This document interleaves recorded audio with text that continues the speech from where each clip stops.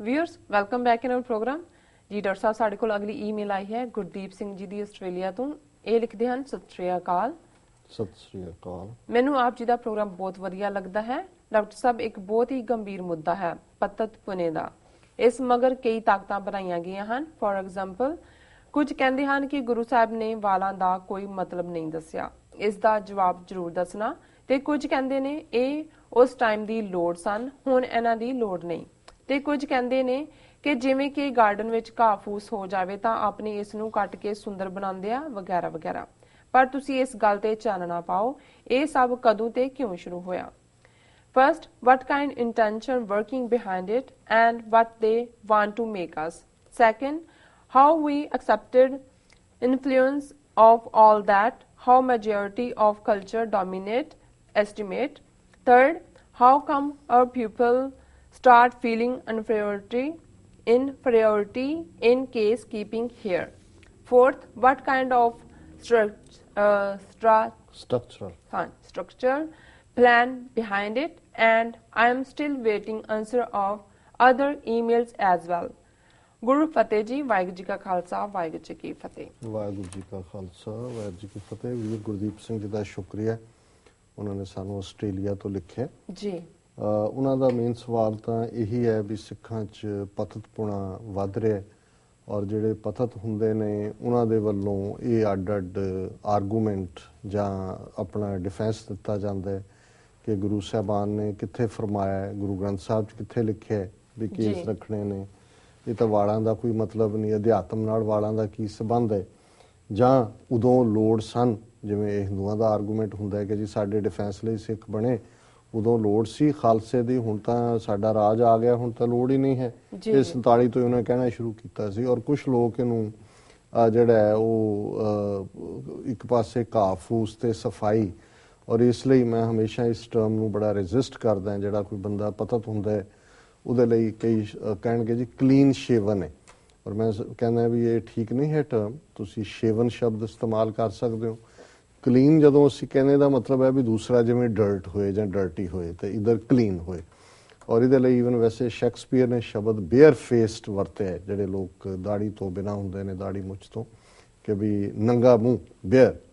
ਸੋ ਅਸੀਂ ਚਲੋ ਕੋਈ ਇਸ ਕਿਸਮ ਦਾ ਵੀ ਸ਼ਬਦ ਨਹੀਂ ਕਹਿਣਾ ਚਾਹੁੰਦੇ, ਬਟ ਮੈਂ ਸਮਝਦਾ ਵੀ ਇਹ ਈਵਨ ਸ਼ਬਦ ਵੀ ਜਿਹੜਾ ਕਲੀਨ ਸ਼ੇਵਨ ਹੈ ਇਹ ਠੀਕ ਨਹੀਂ ਹੈ। ਇਕੱਲਾ ਸ਼ੇਵਨ ਸ਼ਬਦ ਜਿਹੜਾ ਉਹ ਇਸਤੇਮਾਲ ਕਰਨਾ ਚਾਹੀਦਾ। ਪਤਤਪੁਣਾ ਦੇਖੋ, ਇਹਦੇ 'ਚ ਕੋਈ ਇਹ ਸਿੱਖ ਨੁਕਤਾ ਨਿਗਾਹ ਤੋਂ ਜਾਂ ਪੰਜ ਕਕਾਰੀ ਰੂਪ ਤੋਂ ਹੀ ਨਹੀਂ, ਕਦੇ ਵੀ ਤੁਸੀਂ ਦੇਖੋਗੇ ਕਿ ਮੈਜੋਰਿਟੀ ਲੋਕ ਕਨਵੀਨੀਐਂਟ ਵੇ ਨੂੰ ਅਡਾਪਟ ਕਰਦੇ ਨੇ। ਲਾਈਫ ਆਫ ਕਨਵੀਨੀਅੰਸ ਦੇ ਵਿੱਚ ਇਹ ਹੁੰਦਾ ਹੈ ਕਿ ਵੀ ਜਿਹਦੇ 'ਚ ਤੁਹਾਡੇ ਤੇ ਕੋਈ ਡਿਸਪਲਿਨ ਨਾ ਆਏ। ਹੁਣ ਤੁਸੀਂ ਕਈ ਵਾਰੀ ਚੰਗੇ ਭਲੇ ਸਿੱਖ ਵੀ ਹੋਣਗੇ, ਗੁਰਬਾਣੀ ਵੀ ਪੜ੍ਹਦੇ ਨੇ, ਬੜੇ ਭਲੇ ਸਿੱਖੀ ਸਰੂਪ 'ਚ ਵੀ ਹੋਣਗੇ। ਜਦੋਂ ਤੁਸੀਂ ਅੰਮ੍ਰਿਤ ਛਕਣ ਲਈ ਕਹੋਗੇ ਤਾਂ ਉਹ ਫਿਰ ਕਹਿਣਗੇ ਜੀ ਅਸੀਂ ਤਿਆਰ ਨਹੀਂ, ਜਾਂ ਕਈਆਂ ਨੂੰ ਲੱਗੇਗਾ ਜੀ ਇਹ ਤਾਂ ਅਸੀਂ ਨਿਭਾ ਹੀ ਨਹੀਂ ਸਕਦੇ। ਪਰ ਹੁੰਦਾ ਇਹ ਹੈ ਵੀ ਨਾ ਨਿਭਾਉਣ ਦਾ ਹੀ ਗੱਲ ਹੁੰਦੀ, ਨਾ ਤਿਆਰ ਦਾ। ਕੋਈ ਪਾਬੰਦੀਆਂ 'ਚ ਨਹੀਂ ਰਹਿਣਾ ਚਾਹੁੰਦਾ। ਉਹਨਾਂ ਨੂੰ ਲੱਗਦਾ ਹੈ ਕਿ ਜੀ ਹਾਲਾਂਕਿ ਬਹੁਤ ਕੁਝ ਜੋ ਕਰ ਰਹੇ ਹੁੰਦੇ ਨੇ ਉਹ ਆਲਰੇਡੀ ਜੋ ਅੰਮ੍ਰਿਤਧਾਰੀ ਸਿੱਖ ਦਾ ਜੀਵਨ ਹੈ ਉਹਦੇ ਮੁਤਾਬਕ ਹੀ ਜੀ ਰਹੇ ਹੁੰਦੇ ਨੇ। ਸੋ ਇਹ ਜ਼ਾਹਰ ਹੈ ਵੀ ਇੱਕ ਡਰ ਵੀ ਪੈਦਾ ਕਰ ਦਿੱਤਾ ਗਿਆ over A period of time. ਔਰ ਕਈਆਂ ਨੇ ਇੱਕ ਤਾਂ ਸਿੰਪਲ ਅੰਮ੍ਰਿਤਧਾਰੀ ਜੀਵਨ ਦੇ ਪ੍ਰਿੰਸੀਪਲ ਸੀ ਜਿਹੜੇ ਸਿੱਖ ਰਹਿਤ ਮਰਿਆਦਾ 'ਚ ਡਿਫਾਈਨ ਹੋਏ, ਕਈਆਂ ਨੇ ਅੱਗੋਂ ਆਪਣੀ ਮਰਿਆਦਾ ਬਣਾਉਣ ਦੇ ਨਾਂ ਥੱਲੇ ਇੰਨਾ ਕੁਛ ਹੋਰ ਵਿੱਚ ਐਡ ਕਰ ਦਿੱਤਾ ਹੈ ਕਿ ਆਮ ਲੋਕਾਂ ਨੂੰ ਲੱਗਣ ਲੱਗ ਗਿਆ ਵੀ ਸਾਡੀ ਤਾਂ ਲਾਈਫ ਨਾਰਮਲ ਨਹੀਂ ਰਹੇਗੀ, ਐਜ਼ ਇਫ ਅਸੀਂ ਕਿਸੇ ਹੋਰ ਤਰ੍ਹਾਂ ਦੇ।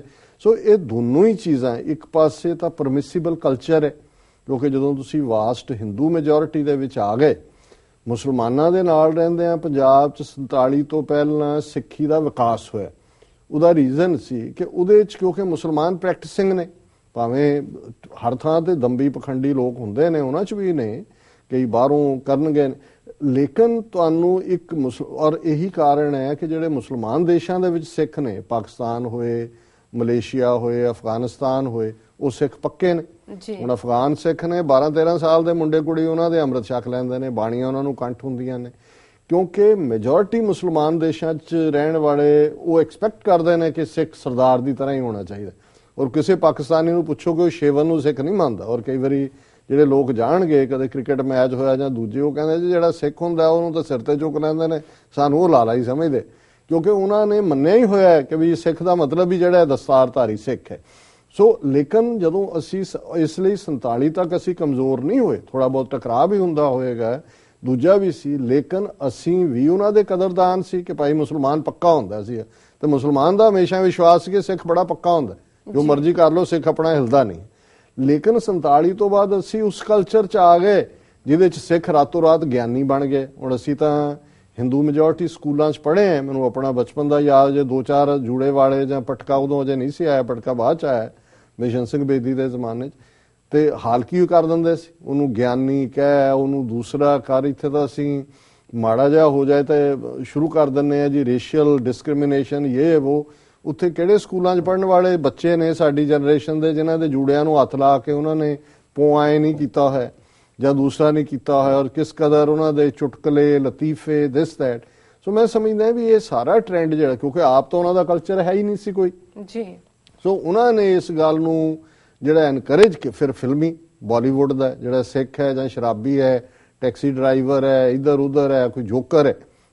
ਸੋ ਜਿਹੜਾ ਮਾਣ ਸੀ ਟਰਬਨ ਦੇ ਨਾਲ, ਦੇਖੋ ਪ੍ਰਾਈਡ ਚੋਂ ਹੀ ਤੁਹਾਡੀ ਗੱਲ ਨਿਕਲਦੀ ਹੈ। ਜੇ ਪ੍ਰਾਈਡ ਹੈ, ਸਿੱਖ ਦਾ ਪ੍ਰਾਈਡ ਸੀ, ਕੋਈ ਹਰੀ ਸਿੰਘ ਨਲੂਆ, ਕਾਲੀ ਫੂਲਾ ਸਿੰਘ, ਉਹਨਾਂ ਨੇ ਸਾਡੇ ਕਰੈਕਟਰ ਨਹੀਂ ਬਣਾ ਕੇ ਪੇਸ਼ ਕੀਤੇ, ਉਹਨਾਂ ਨੇ ਜਿਹੜੇ ਨੇ ਉਹ ਟੈਕਸੀ ਡਰਾਈਵਰ, ਸ਼ਰਾਬੀ ਔਰ ਜੋਕਰ, ਇਸ ਸਭ ਨੇ ਰੋਲ ਪਲੇ ਕੀਤਾ। ਫਿਰ ਜੂਨ 84, ਫਿਰ ਨਵੰਬਰ 84 ਤੋਂ ਬਾਅਦ ਪਤਤਪੁਣਾ ਵਧਿਆ ਕਾਫੀ ਹੱਦ ਤੱਕ, ਕਿਉਂਕਿ ਬਾਹਰਲੇ ਸਿੱਖਾਂ ਨੂੰ ਲੱਗਣ ਲੱਗ ਗਿਆ ਕਿ ਵੀ ਇਹ ਤਾਂ ਅਸੀਂ ਸਰਵਾਈਵ ਹੀ ਨਹੀਂ ਕਰ ਸਕਦੇ। ਸੋ ਇਹ ਜਿਹੜੇ ਬਾਕੀ ਪਾਰਟ ਨੇ ਵੀ ਇੰਟੈਂਸ਼ਨਸ ਕੀ ਨੇ, ਐਕਸੈਪਟਡ ਇਨਫਲੂਐਂਸ, ਇਨਫੀਰੀਅਰਿਟੀ ਕੰਪਲੈਕਸ, ਹਾਂ ਇਨਫੀਰੀਅਰਿਟੀ ਕੰਪਲੈਕਸ ਉਹਦੇ ਚੋਂ ਹੀ ਪੈਦਾ ਹੁੰਦਾ ਜਦੋਂ ਤੁਹਾਨੂੰ ਲੱਗਦਾ ਹੈ ਕਿ ਜੇ ਤੁਸੀਂ ਪੰਜ ਕਕਾਰੀ ਹੋ ਤੁਹਾਨੂੰ ਅੱਤਵਾਦੀ ਕਹਿਣਗੇ, ਜੇ ਤੁਸੀਂ ਸਿੱਖੀ ਦੀ ਗੱਲ ਕਰਦੇ ਹੋ ਇਹਦਾ ਮਤਲਬ ਹੈ ਵੀ ਫੈਨੇਟਿਕ ਹੈ।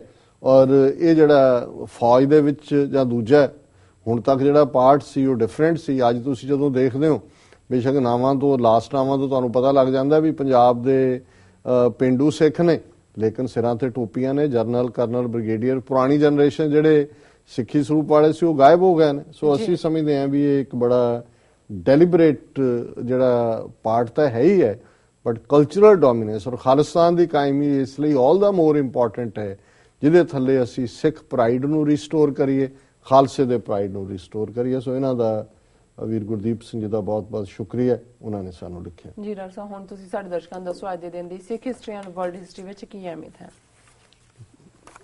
ਸਿੱਖ ਇਤਿਹਾਸ ਦੇ ਹਵਾਲੇ ਨਾਲ 1842 ਦੇ ਵਿੱਚ ਇੱਕ ਟ੍ਰਾਈਪਾਰਟਾਈਟ ਸੰਧੀ, ਤ੍ਰਿਪੱਖੀ ਸੰਧੀ ਜਿਹੜੀ ਹੈ ਉਸ ਤੇ ਦਸਤਖਤ ਹੋਏ। ਸਰਕਾਰੇ ਖਾਲਸਾ ਜੀਓ, ਮਹਾਰਾਜਾ ਸ਼ੇਰ ਸਿੰਘ ਪੰਜਾਬ ਦਾ ਬਾਦਸ਼ਾਹ ਸੀ, ਚਾਈਨਾ ਦਾ ਐਮਪਰਰ ਔਰ ਦਲਾਈ ਲਾਮਾ ਔਰ ਲਾਮਾ ਆਫ ਤਿੱਬਤ। ਸੋ ਇਹ ਬਹੁਤ ਵੱਡੀ ਡਿਵੈਲਪਮੈਂਟ ਸੀ। ਤਿੱਬਤ ਜਿਹੜਾ ਹੈ ਇੱਕ ਬਫਰ ਸਟੇਟ ਚੀਨ ਔਰ ਖਾਲਸਾ ਰਾਜ ਦੇ ਵਿਚਾਲੇ ਮੰਨਿਆ ਗਿਆ। 1843 ਦੇ ਵਿੱਚ ਦਲੀਪ ਸਿੰਘ, ਕਿਉਂਕਿ 42 ਚ ਇਹ ਹੋਇਆ, ਅੱਜ ਦੇ ਦਿਨ ਹੀ 1843 ਚ ਅਸੀਂ ਕੱਲ ਜ਼ਿਕਰ ਕੀਤਾ ਸੀ, ਸ਼ੇਰ ਸਿੰਘ ਮਾਰਿਆ ਗਿਆ, ਉਹਦਾ ਮੁੰਡਾ ਵੀ ਮਾਰਿਆ ਗਿਆ, ਪ੍ਰਤਾਪ ਸਿੰਘ, ਸੰਧਾ ਵਾਲੀਆਂ ਨੇ ਮਾਰਿਆ। ਔਰ ਅੱਜ ਦੇ ਦਿਨ ਮਹਾਰਾਜਾ ਦਲੀਪ ਸਿੰਘ ਜਿਹੜਾ ਯੰਗੈਸਟ ਸਨ ਸੀ ਰਣਜੀਤ ਸਿੰਘ ਦਾ, ਉਹ ਤਖਤ ਦੇ ਉੱਤੇ ਬੈਠਾ ਜੀ। 1981 ਚ ਕਿਉਂਕਿ ਚੰਦੂਕਲਾਂ ਘਟਨਾ ਹੋਈ ਸੀ, ਗੁਰੂ ਗ੍ਰੰਥ ਸਾਹਿਬ ਦੀਆਂ ਸੈਂਚੀਆਂ ਔਰ ਬੱਸਾਂ ਟਕਸਾਲ ਦੇ ਜਥੇ ਦੀਆਂ, ਉਹਨਾਂ ਨੂੰ ਅੱਗ ਲਾ ਕੇ ਸਾੜ ਦਿੱਤਾ ਸੀ ਪੰਜਾਬ ਪੁਲਿਸ ਨੇ, ਹਰਿਆਣਾ ਪੁਲਿਸ ਦੀ ਮਦਦ ਨਾਲ। ਸੋ ਖਾਲਸਾ ਕਾਲਜ ਦੇ ਵਿਦਿਆਰਥੀਆਂ ਨੇ ਇੱਕ ਬੜਾ ਜ਼ੋਰਦਾਰ ਪ੍ਰੋਟੈਸਟ ਕੀਤਾ, ਲੇਕਿਨ ਪੁਲਿਸ ਨੇ ਲਾਠੀਚਾਰਜ ਕੀਤਾ, ਹੋਸਟਲ 'ਚ ਜਾ ਵੜੇ, ਬਹੁਤ ਸਾਰੇ ਨੌਜਵਾਨਾਂ, ਇੱਥੋਂ ਤੱਕ ਕਿ ਪ੍ਰੋਫੈਸਰਾਂ ਦੀ ਵੀ ਮਾਰ ਕੁਟਾਈ ਕੀਤੀ ਔਰ 40 ਦੇ ਕਰੀਬ ਅਧਿਆਪਕ ਤੇ ਸਟੂਡੈਂਟ ਜਿਹੜੇ ਨੇ ਉਹਨਾਂ ਨੂੰ ਗ੍ਰਿਫਤਾਰ ਵੀ ਕੀਤਾ। ਔਰ 1981 ਚ ਅੱਜ ਦੇ ਦਿਨ ਹੀ ਸੰਤ ਜਰਨੈਲ ਸਿੰਘ ਖਾਲਸਾ ਪਿੰਡਾਂ ਵਾਲੇ, ਜਿਨ੍ਹਾਂ ਨੂੰ ਲਾਲਾ ਜਗਤ ਨਾਰਾਇਣ ਕੇਸ ਦੇ ਵਿੱਚ, ਕਤਲ ਕੇਸ ਦੇ ਵਿੱਚ ਦੋਸ਼ੀ ਨਾਮਜ਼ਦ ਕੀਤਾ ਗਿਆ ਸੀ, ਉਹਨਾਂ ਨੇ ਐਲਾਨ ਕੀਤਾ ਕਿ ਉਹ 20 ਸਤੰਬਰ ਨੂੰ ਦੁਪਹਿਰ ਦੇ 1 ਵਜੇ ਗੁਰਦੁਆਰਾ ਗੁਰਦਰਸ਼ਨ ਪ੍ਰਕਾਸ਼ ਚੌਂਕ ਮਹਿਤਾ ਗ੍ਰਿਫਤਾਰੀ ਦੇਣਗੇ। ਔਰ ਉਹਨਾਂ ਨੇ ਉੱਥੇ ਉਹ ਗ੍ਰਿਫਤਾਰੀ ਦਿੱਤੀ ਵੀ, ਉਹਦਾ ਅਸੀਂ ਬਾਅਦ ਚ ਜ਼ਿਕਰ ਕਰਾਂਗੇ ਜਿੱਦਾਂ ਇਹ ਦਿਨ ਆਏਗਾ। ਵਰਲਡ ਹਿਸਟਰੀ ਦੇ ਹਵਾਲੇ ਨਾਲ 1630 ਚ ਸ਼ੂਮਟ ਪਿੰਡ ਜਿਹੜਾ ਮੈਸੇਚਿਊਸਟਸ ਸਟੇਟ ਦਾ ਸੀ, ਉਹਦਾ ਨਾਮ ਬਦਲ ਕੇ ਬੋਸਟਨ ਜਿਹੜਾ ਅੱਜ ਸ਼ਹਿਰ ਹੈ ਇਹ ਰੱਖਿਆ ਗਿਆ। 1662 ਦੇ ਵਿੱਚ ਫਲੈਮਸਟੀਡ ਨੇ ਪਹਿਲੀ ਵਾਰ ਸੂਰਜ ਗ੍ਰਹਿਣ ਦੇਖਿਆ। ਇਹ ਜਦੋਂ ਅਸੀਂ ਐਸਟਰੋਨੋਮਿਕਲ ਆਬਜ਼ਰਵੇਸ਼ਨ ਦੇਖਦੇ ਹਾਂ ਤੇ ਪਹਿਲਾ ਰਿਕਾਰਡਡ ਹੈ ਜਿਹਦੇ 'ਚ ਕਿ ਸੂਰਜ ਗ੍ਰਹਿਣ ਦੇਖਿਆ ਗਿਆ ਹੈ 1662 ਦੇ ਵਿੱਚ।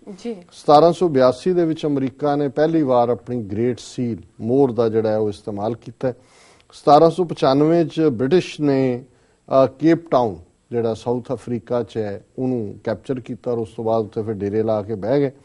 1795 ਚ 1848 ਦੇ ਵਿੱਚ ਫਰਾਂਸ ਨੇ ਐਲਾਨ ਕੀਤਾ ਵੀ ਜਿੰਨੀਆਂ ਉਹਦੇ ਕਬਜ਼ੇ ਵਿਚਲੀਆਂ ਕਾਲਨੀਜ਼ ਨੇ ਸਭ ਦੇ ਵਿੱਚ ਸਲੇਵਰੀ ਗੁਲਾਮੀ ਖਤਮ। 1908 ਦੇ ਵਿੱਚ ਕਾਰਾਂ ਦੀ ਪਹਿਲੀ ਕੰਪਨੀ ਜਨਰਲ ਮੋਟਰਸ ਜਿਹੜੀ ਹੈ ਉਹ ਹੋਂਦ ਦੇ ਵਿੱਚ ਆਈ। 1920 ਚ ਮੈਂ ਸਮਝਦਾ ਸੀ ਵੀ ਇਹ ਬੰਬ ਐਕਸਪਲੋਜਨ ਵਗੈਰਾ ਬੜਾ ਤਾਜ਼ਾ ਪਿਛਲੇ ਕੁਝ ਦਹਾਕਿਆਂ ਦਾ ਹੀ ਫਿਨੋਮੀਨਾ ਹੈ, ਪਰ ਮੈਨੂੰ ਇਹ ਹੈਰਾਨੀ ਹੋਈ ਕਿ ਵਾਲ ਸਟਰੀਟ ਦੇ ਵਿੱਚ 1920 ਦੇ ਵਿੱਚ ਇੱਕ ਬੰਬ ਐਕਸਪਲੋਜਨ ਹੋਇਆ ਜਿਹਦੇ 'ਚ 30 ਬੰਦੇ ਮਾਰੇ ਗਏ ਸੀ, ਪਰ ਮੈਨੂੰ ਇਹ ਪਤਾ ਨਹੀਂ ਲੱਗਾ ਵੀ ਇਹਦੀ ਜ਼ਿੰਮੇਵਾਰੀ ਕਿਹਨੇ ਲਈ। ਪਰ 1920 ਚ ਵੀ ਵਾਲ ਸਟਰੀਟ ਵਰਗੀ ਥਾਂ ਤੇ ਜਿਹੜਾ ਅੱਜ ਤੋਂ 95 ਸਾਲ ਪਹਿਲਾਂ ਬੰਬ ਬਲਾਸਟ ਹੋਇਆ ਸੀ, 30 ਬੰਦੇ ਮਾਰੇ ਗਏ ਸੀ ਜੀ। 1941 ਚ ਹਿਟਲਰ ਨੇ, ਕਿਉਂਕਿ ਜਰਮਨ ਦੀਆਂ ਫੋਰਸਿਸ ਜਿਹੜੀਆਂ ਉਹ ਪਲਾਨ ਕਰ ਰਹੀਆਂ ਸੀ ਇਧਰ ਸਲਾਵ ਕੰਟਰੀਜ਼ ਵੱਲ, ਉਹਨੇ ਕਿਹਾ ਜੀ ਜੇ ਯੂਗੋਸਲਾਵੀਅਨ ਇੱਕ ਵੀ ਸਾਡਾ ਜਰਮਨ ਮਾਰਿਆ ਗਿਆ ਤੇ ਇੱਕ ਦੇ ਪਿੱਛੇ ਅਸੀਂ 100 ਬੰਦੇ ਯੂਗੋਸਲਾਵੀਆ ਦੇ ਜਿਹੜੇ ਆ ਮਾਰਾਂਗੇ। 1974 ਦੇ ਵਿੱਚ ਫੋਰਡ ਨੇ, ਜਿਹੜਾ ਪ੍ਰੈਜ਼ੀਡੈਂਟ ਫੋਰਡ ਅਮਰੀਕਾ ਦਾ, ਉਹਨੇ ਅਨਾਉਂਸ ਕੀਤਾ ਕਿ ਵੀਅਤਨਾਮ ਵਾਰ ਦੇ ਦੌਰਾਨ ਜਿਹੜਾ ਨੇ ਫੌਜ ਨਹੀਂ ਸੀ ਜੁਆਇਨ ਕੀਤੀ ਜਾਂ ਛੱਡ ਕੇ ਆ ਗਏ ਸੀ, ਉਹਨਾਂ ਨੂੰ ਕੁਝ ਸ਼ਰਤਾਂ ਦੇ ਆਧਾਰ ਦੇ ਉੱਤੇ ਐਮਨੈਸਟੀ ਜਾਂ ਮੁਆਫੀ ਦਿੱਤੀ ਜਾਏਗੀ। 1979 ਦੇ ਵਿੱਚ ਅਫਗਾਨਿਸਤਾਨ ਦੇ ਵਿੱਚ ਹਫੀਜ਼ੁੱਲਾ ਅਮੀਨ ਦੇ ਥੱਲੇ ਕੂ ਹੋਇਆ। 1982 ਚ ਬੈਰੂਤ ਦੇ ਰਿਫਿਊਜੀ ਕੈਂਪ ਚ ਸੈਂਕੜਿਆਂ ਫਲਸਤੀਨੀਆਂ ਨੂੰ ਮੌਤ ਦੇ ਘਾਟ ਉਤਾਰਿਆ ਗਿਆ। ਔਰ 1994 ਚ ਡਿਸਕਵਰੀ ਸਪੇਸ ਸ਼ਟਲ ਚੋਂ ਜਿਹੜੇ ਨੇ 2 ਪੁਲਾੜ ਯਾਤਰੀ ਬਾਹਰ ਨਿਕਲ ਕੇ ਘੁੰਮੇ ਔਰ ਇਹ 10 ਸਾਲ ਦੇ ਵਿੱਚ ਪਹਿਲੀ ਵਾਰ ਸੀ ਕਿ ਉਹਨਾਂ ਨੇ ਇਸ ਕਿਸਮ ਦੀ ਵਾਕ ਲਈ। ਜੀ ਡਾਕਟਰ ਸਾਹਿਬ, ਤੁਹਾਡਾ ਬਹੁਤ ਬਹੁਤ ਸ਼ੁਕਰੀਆ। ਹੁਣ ਸਾਡੇ ਦਰਸ਼ਕਾਂ ਨੂੰ ਦੱਸੋ ਅੱਜ ਦਾ ਵਿਚਾਰ। ਅੱਜ ਦੇ ਵਿਚਾਰ ਲਈ ਅਸੀਂ ਕਬੀਰ ਸਾਹਿਬ ਦਾ ਸ਼ਬਦ ਗੌੜੀ ਕਬੀਰ ਜੀ ਚੋਂ ਪਿਕ ਕੀਤਾ ਜੀ। ਜੋ ਜਨ ਲੈ ਖਸਮ ਕਾ ਨਾਉ, ਤਿਨ ਕੈ ਸਦ ਬਲਿਹਾਰੈ ਜਾਉ, ਸੋ ਨਿਰਮਲ ਨਿਰਮਲ ਹਰ ਗੁਣ ਗਾਵੇ, ਸੋ ਭਾਈ ਮੇਰਾ ਮਨ ਭਾਵੇ, ਜੈ ਕਟ ਰਾਮ ਰਿਹਾ ਭਰਪੂਰ, ਤਿਨ ਕੀ ਪਗ ਪੰਕਜ ਹਮ ਧੂਰ, ਜਾਤ ਜੁਲਾਹਾ ਮਤ ਕਾ ਧੀਰ, ਸਹਿਜ ਸਹਿਜ ਗੁਣ ਰਮੈ ਕਬੀਰ ਜੀ। ਹੁਣ ਇਸ ਸ਼ਬਦ ਦੇ ਵਿੱਚ ਅਕਸਰ ਇਹ ਤੁਕ ਸਹਿਜ ਸਹਿਜ ਗੁਣ ਰਮੈ ਕਬੀਰ ਇਹ ਇਸਤੇਮਾਲ ਹੁੰਦੀ ਹੈ ਆਮ ਗੁਰਮਤ ਪ੍ਰਚਾਰ ਵੇਲੇ ਵੀ। ਸੋ ਕਬੀਰ ਸਾਹਿਬ ਨੇ ਇਹਦੇ 'ਚ ਇੱਕ ਤਾਂ ਆਪਣੇ ਆਪ ਨੂੰ ਬੜਾ ਹੰਬਲ, ਬੜਾ ਨਿਮਾਣਾ ਨਿਤਾਣਾ ਦੱਸਿਆ ਕਿ ਜੀ ਮੈਂ ਗਰੀਬ ਜੁਲਾਇਆ ਜੀ ਤੇ ਮੇਰੀ ਅਕਲ ਵੀ ਥੋੜੀ ਹੈ। ਜਦੋਂ ਮਤ ਕਾ ਧੀਰ ਅਸੀਂ ਕਹਿੰਦੇ ਹਾਂ ਕਿ ਜੀ ਮਦ ਬੁੱਧੀ ਹੈ ਕਿ ਜਿਹੜਾ ਘੱਟ ਬੁੱਧੀ ਹੈ। ਸੋ ਇਹ ਵੱਡੇਪਨ ਦੀ ਗੱਲ ਹੁੰਦੀ ਆ। ਆਪਸ ਕੋ ਜੋ ਜਾਣੈ ਨੀਚਾ, ਸੋ ਗਣੀਐ ਸਭ ਤੇ ਉੱਚਾ। ਔਰ ਉਹਨਾਂ ਨੇ ਫਿਰ ਇਹ ਕਿ ਵੀ ਰੱਬ ਦੇ ਰਸਤੇ ਤੇ ਤੁਰਨ ਦੇ ਲਈ ਕਾਹਲੀ ਨਹੀਂ ਹੁੰਦੀ ਕਿ ਵੀ ਇੱਕਦਮ ਆਇਆ ਔਰ ਕੁਝ ਖੁੱਲ ਗਿਆ, ਇਵੇਂ ਨਹੀਂ ਹੁੰਦਾ। ਸਹਿਜ ਸਹਿਜ ਗੁਣ ਰਮੇ ਕਬੀਰ। ਕਬੀਰ ਸਾਹਿਬ ਨੇ ਕਿਹਾ ਵੀ ਮੈਂ ਵੀ ਸਹਿਜੇ ਸਹਿਜੇ ਉਸ ਵਾਹਿਗੁਰੂ ਨੂੰ ਯਾਦ ਕਰਦਾ। ਇੰਟੈਂਸਿਟੀ ਵਿਰਾਗ ਦੀ ਹੁੰਦੀ ਹੈ। ਜਦੋਂ ਤੁਸੀਂ ਵਿਛੜਦੇ ਹੋ ਉਦੋਂ ਤੁਸੀਂ ਇੰਟੈਂਸ ਹੁੰਦੇ ਹੋ ਕਿ ਰੱਬ ਤੋਂ ਵਿਛੋੜਾ ਹੈ, ਪਰ ਜਦੋਂ ਮਿਲਾਪ ਹੁੰਦਾ ਹੈ ਫਿਰ ਤੁਸੀਂ ਉਹ ਤੁਹਾਡੇ ਅੰਦਰ ਇੱਕ ਸਹਿਜ ਅਡੋਲਤਾ, ਸਬਰ, ਧੀਰਜ। ਔਰ ਜਿਹੜੇ ਰੱਬ ਦੇ ਬੰਦੇ ਆਪਣੇ ਆਪ ਨੂੰ ਕਹਿੰਦੇ ਨੇ, ਘੁੰਮਦੇ ਨੇ, ਜੇ ਉਹਨਾਂ ਦੇ ਉਹ ਅਗਨੀ ਪ੍ਰਸ਼ਾਦ ਹੋਣ, ਅੱਗ ਵਰ ਰਹੀ ਹੋਏ ਉਹਨਾਂ ਦੇ ਬੋਲਾਂ ਚੋਂ ਵੀ ਔਰ ਉਹਨਾਂ ਦੇ ਵਿਹਾਰ ਚੋਂ ਵੀ, ਤੇ ਫਿਰ ਇਹ ਸਹਿਜ ਸਹਿਜ ਗੁਣ ਰਮੇ ਕਬੀਰ ਨਹੀਂ ਹੈ। ਸੋ ਕਬੀਰ ਸਾਹਿਬ ਫਰਮਾਉਂਦੇ ਨੇ ਜੋ ਜਨ ਲੈ ਖਸਮ ਕਾ ਨਾਉ, ਤਿਨ ਕੈ ਸਦ ਬਲਿਹਾਰੇ ਜਾਉ। ਜਿਹੜੇ ਵਾਹਿਗੁਰੂ ਦਾ, ਖਸਮ ਦਾ, ਮਾਲਕ ਦਾ ਨਾਂ ਲੈਂਦੇ ਨੇ ਉਹਨਾਂ ਤੋਂ ਮੈਂ ਹਮੇਸ਼ਾ ਬਲਿਹਾਰ ਹਾਂ। ਸੋ ਨਿਰਮਲ, ਕਿ ਨਿਰਮਲ ਉਹੀ ਹੈ, ਨਿਰਮਲ ਮਲ ਤੋਂ ਬਿਨਾ ਸਾਫ ਜੀ। ਸੋ ਨਿਰਮਲ ਨਿਰਮਲ ਹਰ ਗੁਣ ਗਾਵੇ, ਜਿਹੜਾ ਹਰੀ ਦੇ ਬਿਨਾ ਕਿਸੇ ਮੈਲ ਵਾਲੇ ਗੁਣ ਗਾਉਂਦਾ ਉਹ ਨਿਰਮਲ ਹੋ ਜਾਂਦਾ। ਸੋ ਭਾਈ ਮੇਰਾ ਮਨ ਭਾਵੇ, ਉਹ ਮੇਰਾ ਫਿਰ ਭਰਾ ਹੈ। ਜਿਹੜਾ ਰੱਬ ਦੇ ਰਸਤੇ ਦਾ ਪਾਂਧੀ ਹੈ ਉਹ ਮੇਰਾ ਭਰਾ। ਇਸ ਲਈ ਜਦੋਂ ਅੰਮ੍ਰਿਤਧਾਰੀ ਦੂਸਰੇ ਨੂੰ ਸੰਬੋਧਨ ਕਰਦੇ ਨੇ ਗੁਰ ਭਾਈ ਕਹਿੰਦੇ ਨੇ ਕਿ ਭਾਈ ਗੁਰੂ ਸਾਡਾ ਇੱਕ ਹੈ, ਅਸੀਂ ਭਾਈ ਹਾਂ। ਸੋ ਇੱਥੇ ਕਬੀਰ ਸਾਹਿਬ ਉਸ ਰਸਤੇ ਤੇ ਤੁਰਨ ਵਾਲਿਆਂ ਨੂੰ ਜਿਹੜੇ ਨਿਰਮਲ ਵਾਹਿਗੁਰੂ ਨੂੰ ਯਾਦ ਕਰਦੇ ਨੇ, ਸੋ ਭਾਈ ਮੇਰਾ ਮਨ ਭਾਵੇ, ਜੈ ਕਟ ਰਾਮ ਰਿਹਾ ਭਰਪੂਰ। ਕਟ ਹਿਰਦੇ ਨੂੰ ਕਹਿੰਦੇ ਨੇ ਕਿ ਜਿਸ ਦਿਲ ਦੇ ਵਿੱਚ ਰੱਬ ਨਿਵਾਸ ਕਰਦਾ, ਭਰਪੂਰ ਹੁੰਦਾ, ਭਰਿਆ ਹੋਇਆ ਜੀ। ਜੈ ਕਟ ਰਾਮ ਰਿਹਾ ਭਰਪੂਰ, ਤਿਨ ਕੀ ਪਗ ਪੰਕਜ ਹਮ ਧੂਰ, ਕਿ ਉਸ ਦੇ ਪੈਰਾਂ ਦੀ ਮੈਂ ਧੂੜ ਹੈ ਜਿਸ ਦੇ ਅੰਦਰ ਰਾਮ ਹੈ, ਰੱਬ ਹੈ। ਜਾਤ ਜੁਲਾਹਾ ਮਤ ਕਾ ਧੀਰ, ਮੈਂ ਇੱਕ ਗਰੀਬ ਜੁਲਾਇਆ, ਬੜੀ ਧੀਮੀ ਮਤ ਵਾਲਾ। ਸਹਿਜ ਸਹਿਜ ਗੁਣ ਰਮੇ ਕਬੀਰ, ਤੇ ਮੈਂ ਕਬੀਰ ਅਡੋਲਤਾ 'ਚ ਰਹਿ ਕੇ ਵਾਹਿਗੁਰੂ ਦੇ ਗੁਣ ਗਾਣ ਦੀ ਕੋਸ਼ਿਸ਼ ਕਰਦੇ।